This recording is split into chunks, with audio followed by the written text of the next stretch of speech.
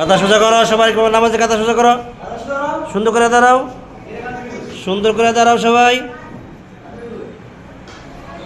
পায়ের নিচে টাকনুর নিচে জামা উঠাও, টাকনুর নিচে জামা উঠাও।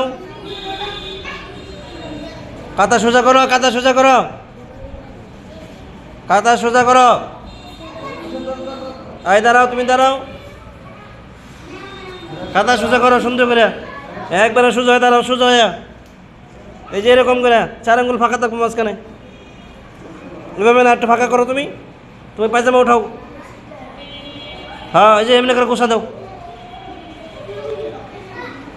ওরা পাঞ্জাবিটা গুছিয়ে দে। এনে না, এমনি না, উপরে উপরে, তুই খারাপ, সোজা খারাও, তুমি দাঁড়াও।